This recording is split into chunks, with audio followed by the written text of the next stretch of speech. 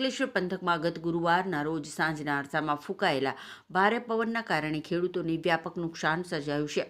ખાસ કરીને અંકલેશ્વર પંથકમાં આવેલ ચીકુવાડીઓમાં વિનાશના દ્રશ્યો સામે આવ્યા છે, જ્યાં ચીકુના ઝાડ પરથી ટપોટપ ચીકુ ખરી પડ્યા હતા, જેને પગલે ખેડૂતોની હાલત કફોડી બની ગઈ છે।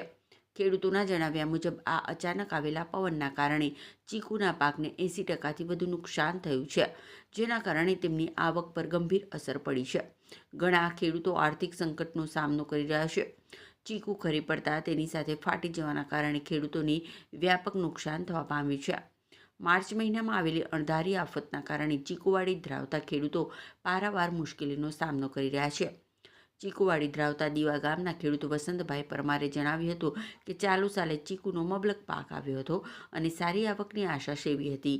જોકે મિની વાવાઝોડાએ તમામ આશાઓ પર પાણી ફેરવી દીધું છે, ત્યારે હવે ચીકુના પાકનું ઉત્પાદન ઓછું થતાં ભાવમાં પણ વધારો જોવા મળશે તેવું અનુમાન છે।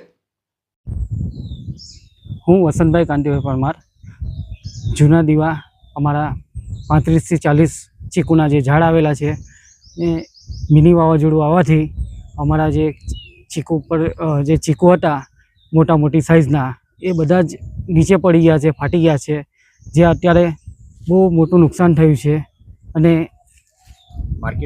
માર્કેટમાં એનો ભાવ કંઈ પણ આવે નહીં ને આ વર્ષે અમને આશા હતી કે મોટા મોટા ચીકુ છે ને સારો ભાવ આવશે, પણ આ જે વાવાઝોડું આવ્યું છે એનાથી અમને ઘણું નુકસાન થયું છે અને વધારે પડતું માર્કેટમાં બી માલ ખરાબ થઈ ગયો છે, તે વેચાય એવો નથી।